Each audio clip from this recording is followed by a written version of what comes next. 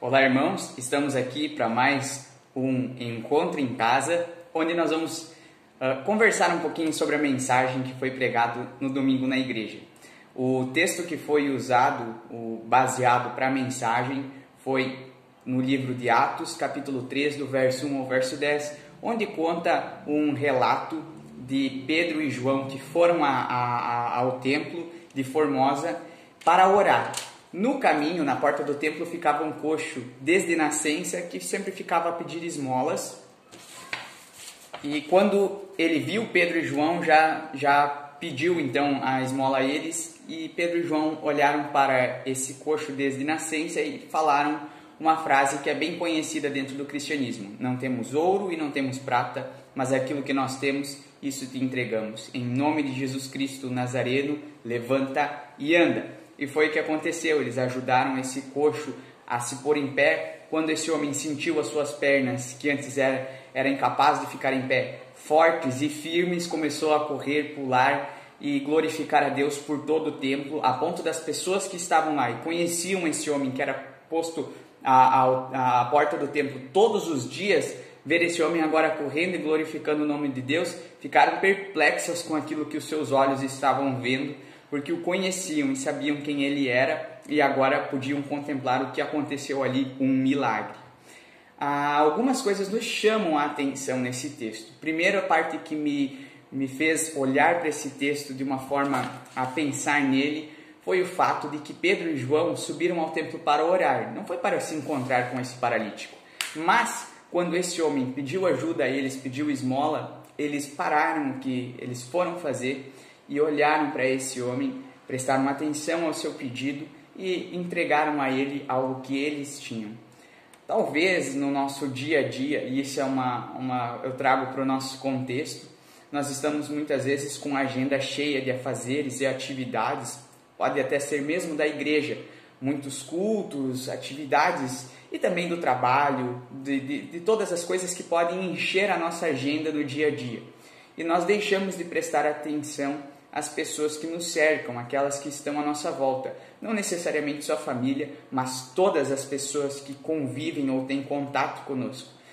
Pedro e João, mesmo tendo na sua mente que eles foram fazer, que era orar no templo, como já era de costume, era uma atividade, eles não deixaram de olhar para o pedido, olhar para aquele homem, escutar o pedido que ele fez e responder, deram toda a atenção a esse homem. Quantas pessoas talvez passavam por ali, até davam a esmola, mas nem olhavam nos seus olhos. Quantas pessoas que passavam sem dar atenção a ele. E talvez olhando para nós, no nosso dia a dia, nas nossas atitudes, numa geração que cada vez tem mais pressa, discípulos da pressa, poderíamos passar por esse coxo sem nem olhar nos seus olhos, nem escutar o que ele tinha para falar e até mesmo pisar em suas pernas sem o ver. Mas não é isso que nós vemos acontecendo com Pedro e com João. Pelo contrário, pararam o que estavam indo a fazer, olharam para esse homem, deram atenção a ele e responderam com aquilo que eles tinham para esse homem. Isso me faz pensar se essas atitudes, talvez de agenda cheia, muitas coisas que nós estamos a sempre nos propor a fazer, às vezes não roubam a importância daquilo que nós como discípulos deveríamos estar observando e atentos. Essa é uma das coisas que me chamou a atenção nesse texto. Outro foi a famosa frase: eu não tenho ouro e não tenho prata, mas o que eu tenho te entrego. Em nome de Jesus Cristo, o Nazareno, levanta e anda. E eu contei para os irmãos uma história que aconteceu com Tomás de Aquino antes da Reforma e de uma inversão de valores que ocorreu, que o Papa chamou Tomás de Aquino e lhe mostrou os tesouros que a igreja tinha conquistado ao longo dos anos e falou uma frase que fazia alusão às palavras de Pedro, e ele disse o seguinte: hoje a igreja não pode mais se queixar e nem dizer que não tem ouro e prata. E Tomás de Aquino lhe respondeu: é verdade, não podemos falar isso, mas também não podemos falar que temos o nome de Jesus. Essa inversão de valores que pode acontecer, inclusive na nossa vida, de pensar que o dinheiro ou os bens materiais podem, de certa forma, trazer um conforto maior ou até mesmo ajudar as pessoas de uma forma grandiosa, nós esquecemos de que nós já temos aquilo que é o mais importante, que é o nome de Jesus, o que vale muito mais que o ouro e a prata.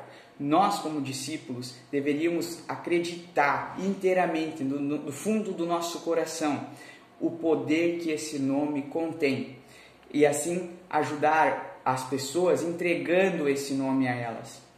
Pedro e João não precisaram ter dinheiro para mudar a vida daquele homem.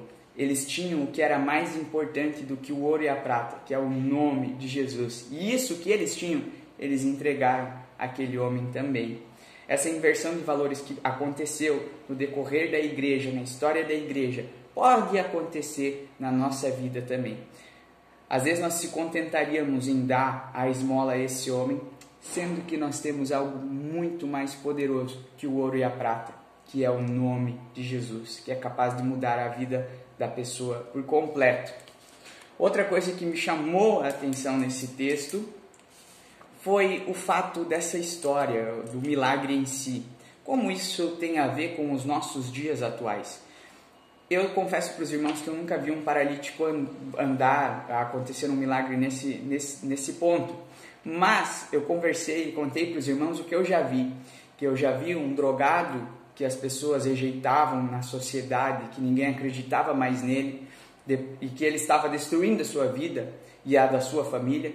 Depois que alguém lhe falou, lhe entregou o nome de Jesus, o poder desse nome transformou a vida desse drogado para uma pessoa que passou, assim como o ex-aleijado, glorificar o nome de Deus e ficar alegre, engrandecer o nome do Senhor, a ponto de todas as pessoas que cercavam esse ex-drogado ficarem admiradas com aquilo que Deus fez. Só mesmo um milagre para fazer essa transformação. Somente o nome de Jesus para fazer essa transformação.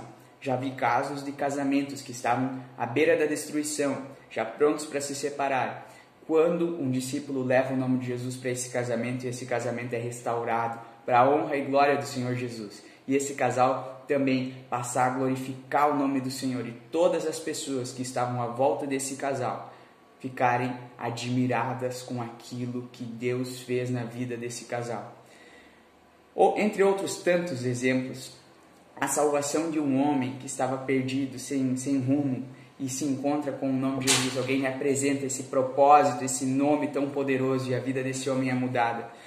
A grande questão é que Deus continua sendo o mesmo. Deus continua a operar milagres grandiosos na vida das pessoas. E só Ele pode fazer isso. Só Ele é capaz de operar esses grandes milagres e maravilhas. As pessoas que precisam desse nome também são as mesmas, entre aspas, no sentido que sempre vai existir pessoas que precisam conhecer o nome de Jesus, precisam ter a sua vida transformada. Talvez o que nós podemos fazer é perguntar para nós mesmos, como os discípulos, se os discípulos continuam realmente acreditando no poder que esse nome contém e naquilo que esse nome é capaz de fazer, a transformação de vida que Deus proporciona aos homens, o grande milagre. Meus queridos, que Deus abençoe a todos, e vamos agora conversar um pouquinho mais sobre esse texto e levantar algumas perguntas. Tchau, tchau!